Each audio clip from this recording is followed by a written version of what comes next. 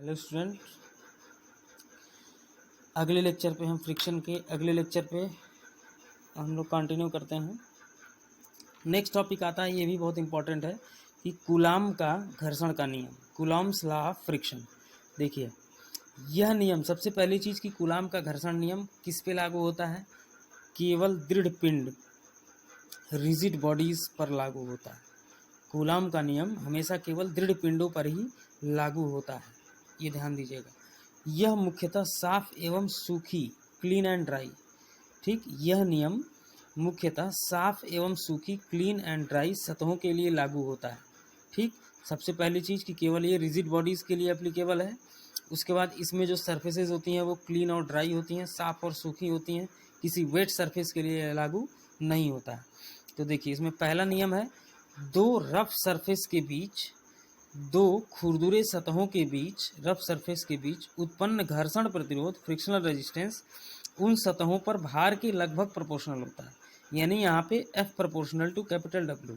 और पिछले में घर्षण के नियम में हम क्या पढ़े थे कि F प्रोपोर्शनल टू R। ठीक, कूलाम के घर्षण नियम में भार के प्रोपोर्शनल होगा घर्षण बल। दूसरा, स्मॉल एरिया पर मैक्सिमम प्रेशर, ठीक है ना, मतलब छोटे क्षेत्रफल पर अधिकतम दाब की तुलना में लार्ज एरिया पर, अधिकतम क्षेत्रफल पर मिनिमम प्रेशर। ठीक, स्मॉल एरिया मैक्सिमम प्रेशर और लार्ज एरिया मिनिमम प्रेशर, मतलब छोटे क्षेत्रफल पर अधिकतम प्रेशर और बड़े क्षेत्रफल पर न्यूनतम प्रेशर में घर्षण का मान थोड़ा अधिक होता है। यानी इसमें सिंपल सी बात है कि जब भार रिजिड होगा, ठीक, जब पिंड रिजिड होगा तो उसका भार ज़्यादा होगा। जब पिंड रिजिड होगा उसका सरफेस एरिया कम होगा, सरफेस एरिया कम होगा तो उस पर प्रेशर मैक्सिमम होगा। उसके कंपैरिजन में जब हमारा सरफेस एरिया बड़ा होगा तो उसमें मिनिमम प्रेशर होगा। सिंपल सी बात है कि जब हमारा कॉन्टैक्ट सरफेस ज़्यादा होगा तो हमारा फ्रिक्शन का मान ज़्यादा होगा। ये समझिए कि बस अगर सरफेस एरिया ज़्यादा होगा तो फ्रिक्शन का मान ज़्यादा होगा।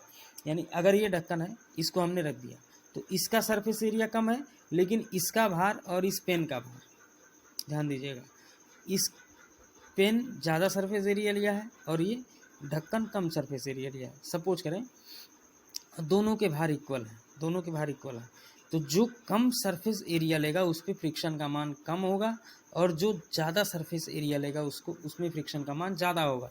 यानी कि friction is totally depends on surface area. ठीक, सरफेस एरिया ज़्यादा तो फ्रिक्शन ज़्यादा, सरफेस एरिया कम तो फ्रिक्शन कम। नेक्स्ट लॉ, अगला नियम है कि कम गति की स्थिति को छोड़कर जैसे जैसे गति बढ़ती है फ्रिक्शन का मान घटता जाता है। ये हम लोग पहले भी पढ़ चुके हैं कि अगर पिंड बहुत धीरे धीरे चल रहा हो, ठीक, बहुत धीरे धीरे चल रहा हो तो इसमें फ्रिक्शन थोड़ा ज़्यादा हो सकता है, लेकिन थोड़ा और तेज़ मूव करेगा तो उसमें फ्रिक्शन का मान कम होता जाता है। ठीक, जैसे ये सॉलिड बॉडी है, इसका भार W है, रिएक्शन ऊपर की ओर जाएगा, अप्लाइड फोर्स इधर लगा रहे हैं तो फ्रिक्शन इधर लगेगा, ये सॉलिड सरफेस। ठीक, तो Fs इज इक्वल टू क्या होगा, कैपिटल F, यानी F बराबर μs इंटू R, और R is equal to W, μs is equal to F by R. यहाँ से लिख सकते हैं μs is equal to F by R, जहाँ μs क्या है, coefficient of friction resistance, R normal reaction, F external force. ठीक, ये तीनों नियम आप लोग कूलाम के याद रखिएगा, कभी कभी पूछ देता है। और एक छोटा सा टॉपिक है रोलिंग फ्रिक्शन, रोलिंग घर्षण। रोलिंग घर्षण हमारा जितने भी व्हीकल्स हैं, जितनी भी गाड़ियां हैं, वो सारे रोलिंग फ्रिक्शन के पर बेस्ड हैं।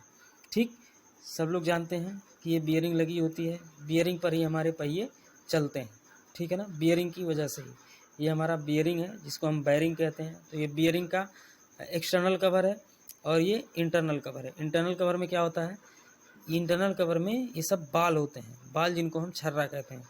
ठीक, ये सारे बॉल हैं, इसलिए इसको बाल बियरिंग कहा जाता है। ये इस एक्सिस के अबाउट रोटेट करते हैं। ठीक, और ये मोटर व्हीकल जो है ये सारे रोलिंग घर्षण के उदाहरण हैं। यानी कि गाड़ियों का सड़क पर चलना, एक्सल में लगी बियरिंग इत्यादि रोलिंग घर्षण के उदाहरण हैं।